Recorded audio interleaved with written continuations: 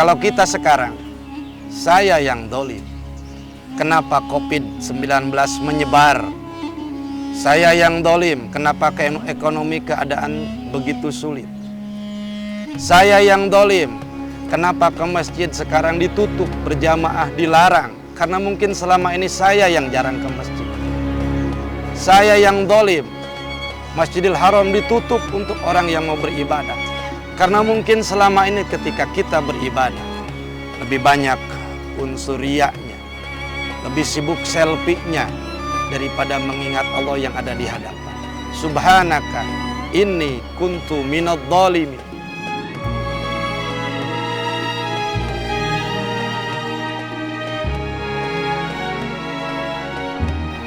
Assalamualaikum warahmatullahi wabarakatuh. Bismillah walhamdulillah. Alhamdulillahi kulluh wa kullun laka rabbi kulluh. Asyhadu an la ilaha illallah wahdahu la syarikalah. Asyhadu anna Muhammadan abduhu wa rasuluh la nabiyya ba'dah. Allahumma salli wa sallim wa barik ala sayyidina wa habibina wa syafi'ina wa maulana Muhammadin salatan tunzi qailaha min afati dunya wal akhirah. Santri wa santriyat Pondok Pesantren Al-Hanif yang pada saat ini karena keadaan memaksa kalian harus belajar di rumah. Oleh karena itu, sebagai bentuk kasih sayang Bapak selaku pimpinan Pesantren Al-Hanif, kemudian mengisi materi belajar atau mengaji di rumah, maka Bapak menyisihkan waktu untuk membuat materi-materi pengajian. Mudah-mudahan seluruh santri wa santriyat Pesantren Al-Hanif bisa mengambil manfaat dari apa yang disampaikan, atau siapapun kaum muslimin wal muslimat yang kebetulan menyaksikan tayangan materi ini juga bisa mengambil manfaat. Keberadaan kita pada saat ini di tengah mewabahnya COVID-19 menuntut kita selaku umat Islam untuk menyikapinya dengan usaha zahir dan usaha batin, ikhtiar lahir dan ikhtiar batin. Salah satu ikhtiar lahir adalah dengan tetap di rumah, budaya hidup sehat dan bersih, serta mengikuti arahan-arahan para ahli di bidang kesehatan. Adapun ikhtiar batin, kita lebih mendekatkan diri kepada Allah Subhanahu wa Ta'ala, banyak bermunajat, banyak berzikir, beribadah, dan salah satunya adalah materi yang akan kita bahas kali ini. Bentuk ikhtiar batin adalah membaca, berzikir, hal-hal tertentu yang bisa dijadikan doa oleh kita agar wabah COVID-19 ini cepat berlalu dan keadaan segera pulih. Salah satu doa atau aurat yang bisa dijadikan alat ibadah ikhtiar batin kepada Allah adalah apa yang disebut oleh Rasulullah Shallallahu Alaihi Wasallam dengan istilah du'aul karbi, yaitu doa dalam keadaan atau kondisi sedang bingung. Salah satu yang diajarkan oleh Rasul adalah membaca doa yang dibaca oleh Nabi Yunus alaihi salam ketika kondisi di dalam perut ikan. Rasul bersabda, du'au Yunus du'aul karbi. Doa Nabi Yunus adalah doa ketika bingung. Bagi kita santri, tentunya tidak hanya dituntut hanya membaca saja, tapi perlu ada pendalaman makna dari apa yang kita baca. Oleh karena itu, mari kita lihat latar belakang dari atau kisah yang melatar belakangi doa ini. Lengkapnya diceritakan oleh Allah di surat Al-Anbiya ayat 86 sampai 88, di mana Nabi Yunus alaihissalam diutus oleh Allah untuk berdakwah ke satu kaum. Cuman kaumnya tersebut membangkang, melawan, bahkan cenderung untuk menistakan Nabi Yunus alaihissalam. Berbagai usaha dilakukan oleh Nabi Yunus untuk menjalankan dakwahnya, tetapi terus umat tersebut membangkang, menistakan. Bahkan Nabi Yunus secara keilmuan yang ada dalam diri Nabi Yunus sampai menyimpulkan umat seperti ini apapun caranya akan sulit untuk didakwahi. Dari kesimpulan keilmuan tersebut, Nabi Yunus alaihissalam kemudian memutuskan untuk meninggalkan umatnya tersebut. Satu riwayat menyebutkan beliau naik ikut rombongan satu perahu mengarungi lautan. Di tengah lautan itulah awal kisah doa ini disebut Du'aul Karbi disebutkan. Kapal oleng, ternyata begitu dicek oleh nakhoda, ternyata ini kelebihan muatan. Riwayat menyebutkan salah satunya bahwa ketika kelebihan muatan, maka diadakan kesepakatan. Harus diundi siapa yang harus meridhokan dirinya terjun ke laut agar yang mayoritas selamat. 3 kali diundi, yang keluar nama Nabi Yunus alaihissalam. Kenapa harus 3 kali? Karena penumpang yang lain merasa tidak ridho kalau orang sesoleh Nabi Yunus yang harus turun ke laut. Akhirnya ada orang yang dianggap pintar berkata bahwa biasanya kalau cuman lebih 1 tidak terlalu oleng. Ini oleng karena ada 1 penumpang yang dia kabur dari majikannya. Kata-kata inilah dalam riwayat tersebut yang menyentuh hati Nabi Yunus, bahwa beliau diutus oleh Allah untuk berdakwah, tapi hanya karena umatnya yang membangkang, hanya karena umatnya yang menistakan, beliau tinggalkan. Berarti saya yang kabur dari majikan. Begitu kira-kira kesimpulan Nabi Yunus alaihissalam. Tanpa disuruh, beliau loncat ke lautan. Di laut itulah Nabi Yunus kemudian ditelan ikan. Di dalam perut ikan, kondisi manusia normal seperti apapun mungkin akan muncul putus asa. Tapi di perut ikan itulah Nabi Yunus terus-menerus membaca doa yang ini. Yang dibacanya adalah La ilaha illa anta subhanaka inni kuntu minadh dhalimin. Tidak ada Tuhan selain Engkau ya Allah. Maha suci Engkau. Sesungguhnya aku yang berbuat dolim, beraniaya terhadap diri sendiri. Yang perlu kita dalami adalah sebelum doa itu diucapkan, redaksi yang digunakan oleh Allah dalam Al-Quran, wanadahu fid dhulumat. Kemudian Yunus bermunajat kepada Allah, fanada fid dhulumat, di dalam dhulumat. Dhulumat itu bentuk plural, jamak. Bentuk tunggalnya adalah dhulmun, yang artinya gelap. Allah meredaksikan maka Yunus bermunajat di dalam gelap yang berlipat, lebih dari 1. Secara manusiawi ketika seseorang berhadapan dengan gelap, ada takut, ada bingung, ada gelisah. Itu cuma 1 gelap. Tapi yang dihadapi Nabi Yunus, gelap yang berlipat, bertumpuk. Makanya bahasa Allah dalam Al-Quran menyebut fid dhulumat.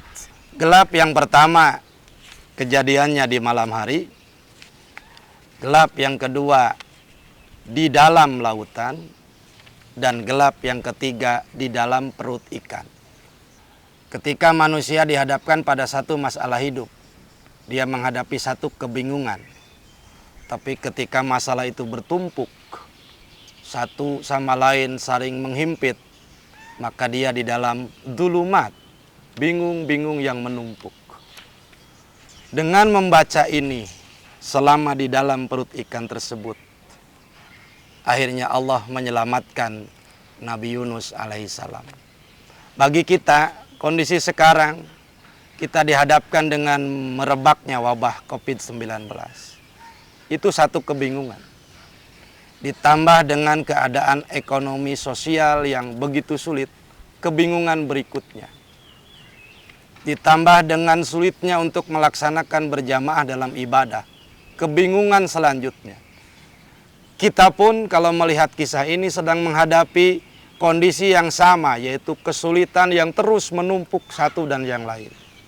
Tidak salahnya kalau kita juga membaca doa ini.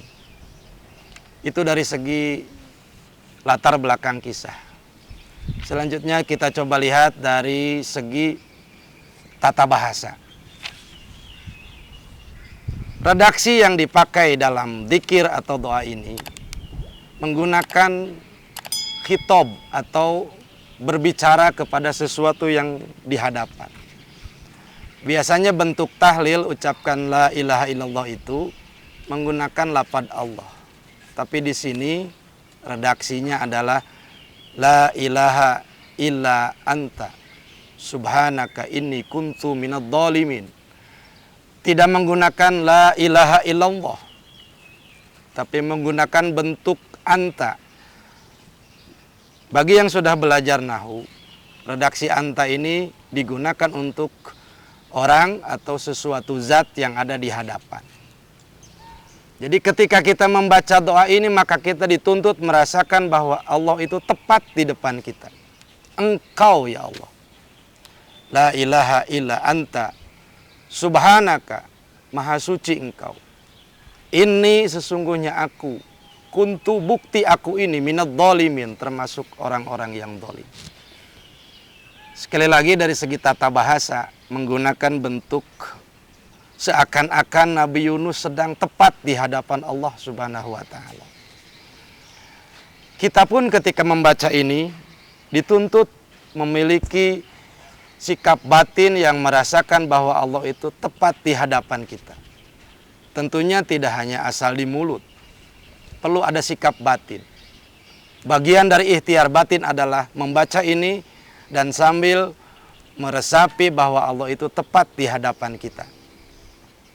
Selanjutnya, doa atau munajat apapun ketika diungkapkan dengan bentuk lafaz yang menunjukkan bahwa kita itu sangat dekat dengan Allah, maka akan semakin mudah untuk dikabulkan oleh Allah Subhanahu wa taala. Imam Ibnu Qayyim radhiyallahu an menyebutkan bahwa mauqi'ul abdi baina yaday rabbih inda shalah wa inda liqa'i rabbih. Posisi terdekat manusia dengan Allah, tepat Allah di hadapan dia, itu ada dua.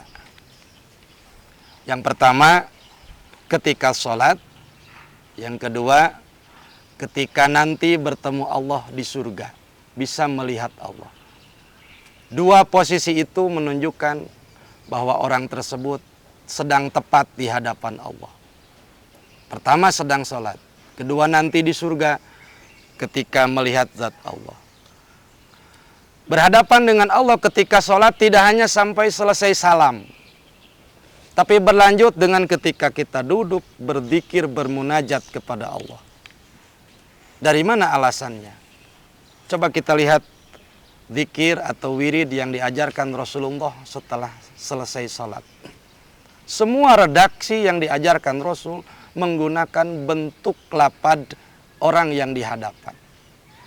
Mukhatab. Allahumma antas salam. Anta, engkau.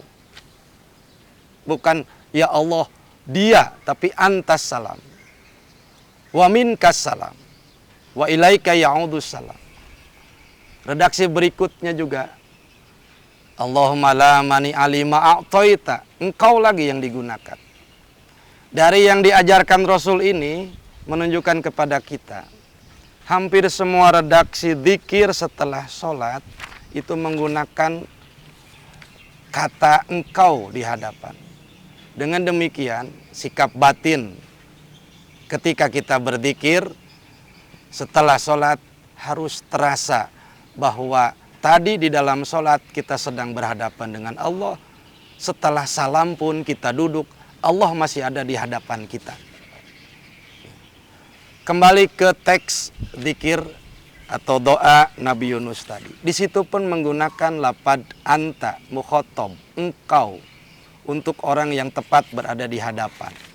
Nabi Yunus merenung, berdoa dengan itu, merasakan bahwa meskipun sendiri di dalam kegelapan yang bertumpuk, gelap malam, gelap lautan, gelap perut ikan, tiga bingung yang bersatu, tapi merasakan engkau di hadapanku.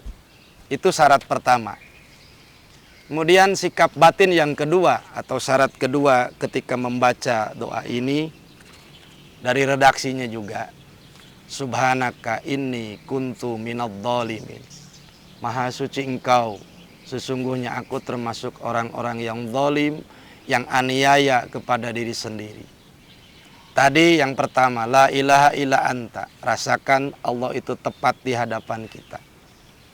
Yang kedua, ada pengakuan dari diri, saya yang zalim. Kenapa keadaan jadi seperti ini? Kalau Nabi Yunus pengakuannya saya yang zalim, meninggalkan kaum hanya karena mereka membangkang. Nah, kalau kita sekarang, saya yang zalim. Kenapa COVID-19 menyebar? Saya yang zalim. Kenapa ekonomi keadaan begitu sulit? Saya yang zalim. Kenapa ke masjid sekarang ditutup, berjamaah dilarang? Karena mungkin selama ini saya yang jarang ke masjid. Saya yang zalim. Masjidil Haram ditutup untuk orang yang mau beribadah. Karena mungkin selama ini ketika kita beribadah, lebih banyak unsur riyanya, lebih sibuk selfie-nya daripada mengingat Allah yang ada di hadapan. Subhanaka inni kuntu minadh-dhalimin. Ketika COVID-19 memaksa kita menjaga jarak, saya yang zalim. Selama ini saya jarang bersilaturahim. Selama ini saya banyak melupakan saudara-saudara saya sendiri. Jadi ketika membaca zikir ini, tadi latar belakang kisah sudah kita pahami. Serumit apapun kehidupan, bertumpuk sebanyak apapun, tapi ketika doa ini dibaca, maka Allah akan menyelamatkan kita. Dengan catatan, ada sikap batin mengiringi bacaan itu. Yang pertama, rasakan bahwa Allah tepat di hadapan kita. La ilaha illa anta. Yang kedua, akui semua dosa-dosa kita. Itulah salah satu makna yang bisa kita kaji dari pendalaman lapad dan dari latar belakang kisah doa ini. Sampai-sampai Imam Ibnu Katsir dalam tafsirnya menyebutkan bahwa doa Nabi Yunus itu dipakai munajat oleh orang Islam, oleh para nabi, wala siyama idza da'au bihadza du'a fi halil bala. Terutama ketika mereka berdoa dalam kondisi bala, musibah, bencana atau wabah. Nah, bagi kita salah satu ikhtiar batin adalah dengan membaca, mendawamkan doa atau zikir ini. La ilaha illa anta subhanaka inni kuntu minadh-dhalimin, disertai dengan perasaan bahwa Allah itu tepat berada di hadapan kita, serta diiringi dengan pengakuan batin bahwa keadaan seperti ini karena salah dan dosa-dosa kita selaku makhluk Allah Subhanahu wa taala. Mudah-mudahan apa yang disampaikan ada manfaatnya bagi kita semua. Mohon maaf atas salah dan hilaf. Terima kasih atas perhatian. Billahi taufiq wal hidayah.